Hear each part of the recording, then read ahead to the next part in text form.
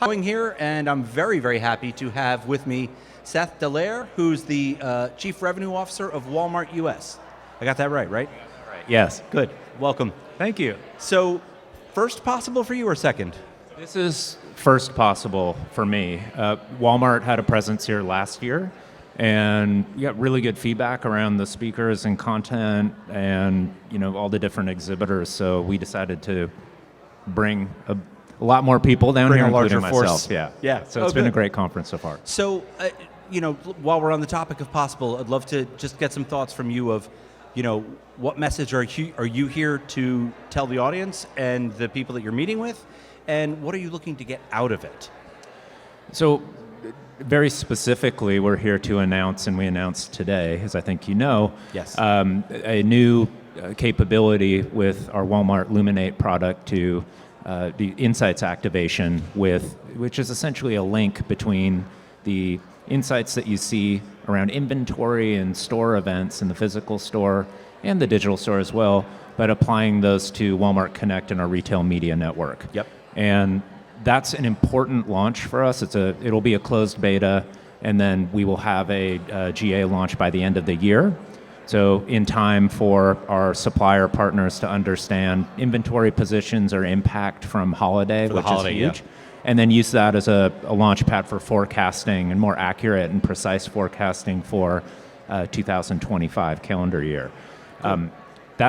We've had a number of very vocal suppliers who use the Walmart Luminate data to say, hey, I love what I'm seeing in here. How do I apply that to what I'm doing with you in marketing with your owned and operated? Going across the silos exactly. of how you work with them, yeah. And how do you make it easy? So we've decided to take a self-service approach.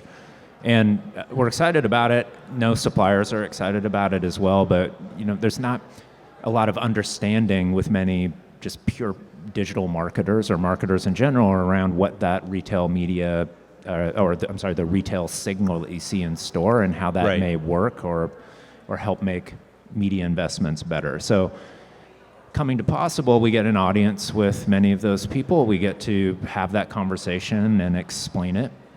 And then, I've found personally that there are a number of exhibitors or people who are also attending who are in, like the measurement space, for instance. Like, it's evolving very rapidly. And so what types of technologies or capabilities are available there?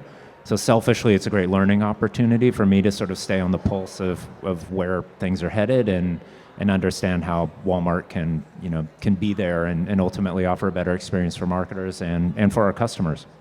Great. Well, sounds like you're a busy man here at this conference. Yeah.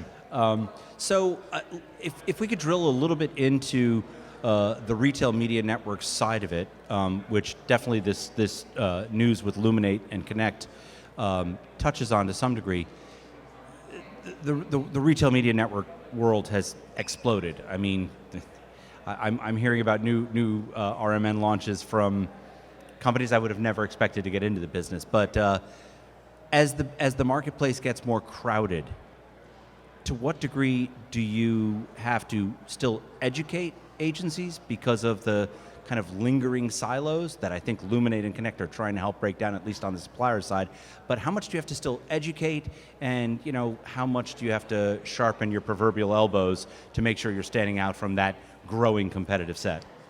Well, from an education standpoint, I would say that most of the agencies with whom we interact are pretty well versed in retail media strategy now. So it's as much as there's talk and discussion around the number of retail media networks available, the capability of how a brand activates within a retail media network, I think is understood by many of the agencies. And some of them are specializing in how to do that. Yes. And part of the specialty is understanding how inventory positions or things that aren't traditional media inputs for a media plan will in fact impact how you plan for a retail media network specifically. So we work with a lot of those agencies and they're quite sophisticated. So I find like if we're doing any education, it's usually around something new, a new capability that we may be launching or shipping to the industry to help them get ahead of it Yeah. and sort of enhance what they're normally doing or what they've historically been doing with us. I'll also share that since I've been here this week, and this I see as a trend just in the media space that retail media has helped enable, is that many brands or products that are available to be purchased in a grocery store, for instance, that are not shelf stable, have historically been not as active in e-commerce because you can't put Right. yogurt in a cardboard box, or you can't put ice cream in a cardboard box, or cream cheese and ship it somewhere where a customer would be happy with it. Yeah, well, if you put yogurt in there, it 3 days later, it's cream cheese. That's right, that's right. So they're now those brands are stepping into the space and saying, okay, if there's a way for me now to speak to the consumer when they're in an app building a basket of goods, we know that our milk or our yogurt or our cream cheese, these are basket builders that we just historically haven't been able to promote or market because, we are in the sort of lower end of the funnel. Yeah. And now it's like as those lists are being built